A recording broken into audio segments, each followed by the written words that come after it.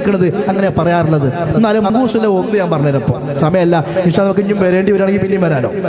ആ മങ്കൂസിനകത്തുള്ള ഒന്ന് ഞാൻ പറഞ്ഞുതരാം. എന്താണെന്നറിയോ? മങ്കൂസ് ഇങ്ങനെ കുറെ മുന്നോട്ട് പോയാൽ കാണാ ഒരു സ്വലാത്ത്. എന്താ സ്വലാത്ത്? സ്വലാത്തു വതസ്ലീമുൻ വഅസ്കാ തഹിയ്യതി അലൽ മുസ്തഫൽ മുഖ്താരി ഖൈറിൽ ബരിയതി. ഇതാണ് സ്വലാത്ത്. ജവാബായിട്ട് ചൊല്ലി കൊടുക്കുന്നതാണ്. ഈ സ്വലാത്ത് കഴിഞ്ഞാൽ പിന്നുള്ള വരികൾ എന്താണെന്നറിയോ നിങ്ങൾക്ക്?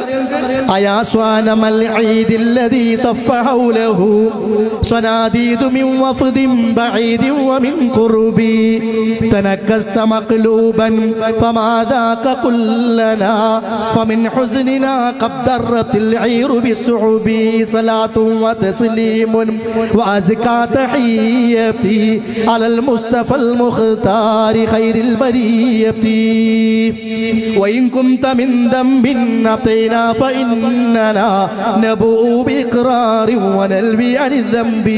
ഇങ്ങനെ പോകാം. മങ്കൂസ് മുഴുവൻ പാടപ്പം നേരല്ല. അപ്പൊ ഇങ്ങനെ പോകാൻ സംഗതി നമ്മളെന്താ വിചാരിച്ചത്? അള്ളാഹു റസൂലിനെ ഞാൻ വല്ലാതെ സ്നേഹിക്കുകയാണ്. കാരണം മങ്കൂസ് ഓതിയാലോ ഉസ്താദിനെ പറ്റിക്കൂല എന്ന് ഉറപ്പാ. അപ്പൊ ഞാൻ എന്തായാലും എനിക്ക് സ്വർഗം കിട്ടുന്ന പണിയാണ് എന്ന് സാധുക്കളായ നമ്മൾ വിചാരിച്ചു. അവസാനം ഊപ്പര് കായും വാങ്ങി പോവുകയും ചെയ്തു. ഞാൻ അതിന്റെ അർത്ഥം എന്ന് പറഞ്ഞാൽ, ഈ ചൊല്ലുന്ന വരികൾ ഇത് ഇല്ലാതെ നിങ്ങൾക്ക് ആർക്കെങ്കിലും പറയാൻ സംശയമുണ്ടോ? ഇപ്പൊ പോയി ചോദിച്ചോളൂ ഉസ്താദിനോട്, ഈ മങ്കൂസിൽ ഇപ്പൊ ഞാൻ പറഞ്ഞ വരികളുണ്ടോ? അർത്ഥം പറഞ്ഞു തരാം. ആ അർത്ഥം അങ്ങനെ തന്നെയാണോ എന്ന് ഉസ്താദിനോട് പോയി ചോദിച്ചു നോക്കി. വളരെ മാന്യമായിട്ട് പഠിക്കാൻ വേണ്ടിയിട്ട്. എന്താണെന്നറിയോ?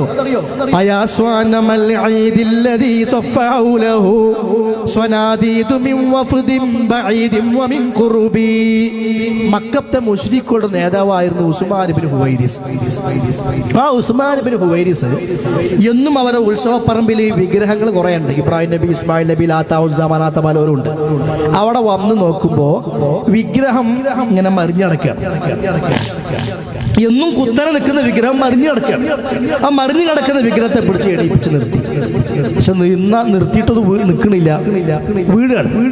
വീണ്ടും പിടിച്ച് എണീപ്പിച്ച് നിർത്തി. ഉസ്മാൻ ഇബ്നു ഹുവൈരിസ് എന്ന മുശ്രിക്ക് വീഴുന്നില്ല, അല്ല നിൽക്കുന്നില്ല, വീണുകൊണ്ടേയിരിക്കുന്നു.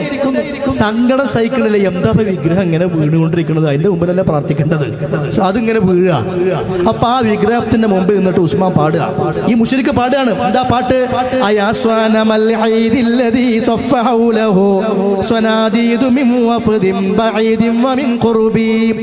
അല്ലയോ ഉത്സവ പറമ്പിലെ വിഗ്രഹമേ, അല്ലയോ ഉത്സവ സ്ഥലത്തെ വിഗ്രഹമേ, നിന്റെ ചുറ്റുമല്ലേ വിദൂര സ്ഥലങ്ങളിലെയും സമീപ പ്രദേശങ്ങളിലെയും ആളുകൾ കൂടി നിൽക്കുന്നത്? നീയല്ലേ മറിഞ്ഞു കിടക്കുന്നത്? വിഗ്രഹമേ എന്നോടൊന്ന് പറയൂ, നീ എന്തിനാ വീണ് കിടക്കുന്നത്?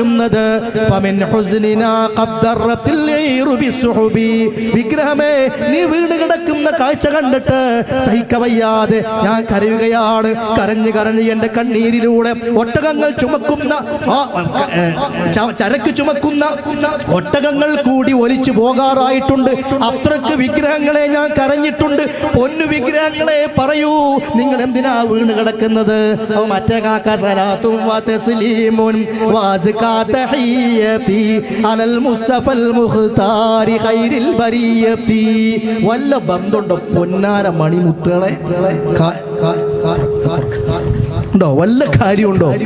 വിഗ്രഹത്തിന്റെ മുമ്പിൽ പോയിട്ട് ഉസ്മാൻ ഇബ്നു ഹുവൈറിസ് മുശ്രിക്ക് പാടുകയാണ്. വിഗ്രഹമേ നിങ്ങൾ വീട് കണ്ട് കിടക്കണ സഹിക്കാൻ വയ്യ, ഒന്ന് പറ, നിങ്ങൾ എന്തിനാ വീട് കിടക്കണത്? മറ്റോ സലാത്തും തസ്ലീമും ഇതല്ലേ അള്ളാന്റെ പള്ളിന്റെ ഉള്ളിൽ ഇന്ന് ചൊല്ലിയണത്? നിങ്ങൾ അതിനല്ലേ കായ് കോയും കൊടുക്കണത്?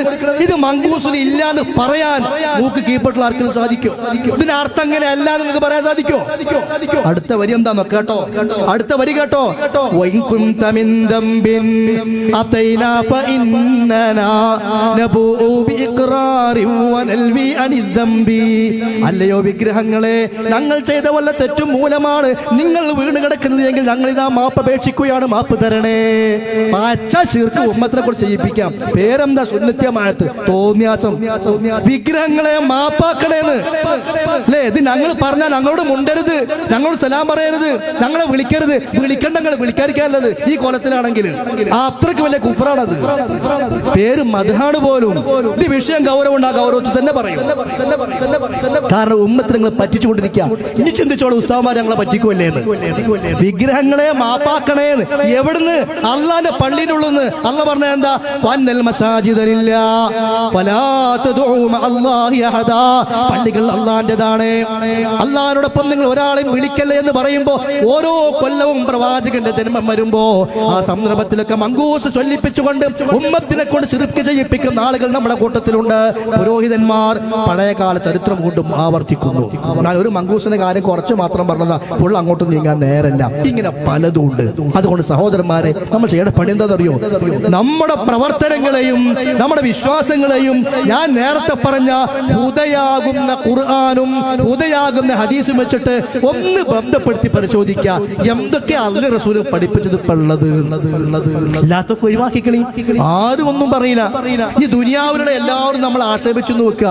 നിങ്ങൾ പഴയത് ഒഴിവാക്കിയില്ലേ, നിങ്ങളിപ്പോ പുതിയ പിന്നാലെ കൂടിയില്ലേ, അതൊക്കെ പലരും പറയും. അത് എല്ലാ കാലത്തും അങ്ങനെ തന്നെയാ. പണ്ട് മുഹമ്മദ് നബി വന്നപ്പോ അന്ന് അബൂ സുഫിയാൻ എന്താ പറഞ്ഞത്? കണ്ടോ, നമ്മുടെ വാപ്പക്കാരന്മാർ തള്ളി പറയാണ്, നമ്മുടെ വാപ്പക്കാരന്മാർ ചെയ്തിരുന്ന പണികളൊക്കെ മുഹമ്മദ് പാടില്ല എന്നാ പറയണത് എന്ന് പറഞ്ഞ് പിന്നാലെ നടന്നിരുന്ന ആളെ അബൂ സുഫിയാനും. അവസാനം അബൂ സുഫിയാൻ അതിന്റെ ആ വഴിക്ക് തന്നെ വന്നു, മുസ്ലിമായി. അദ്ദേഹം അത് സ്വീകരിച്ചു. ചിന്തിച്ചുകൊണ്ട് മുന്നോട്ട് നീങ്ങിക്കോളൂ. കാരണം മരണാനന്തര ജീവിതം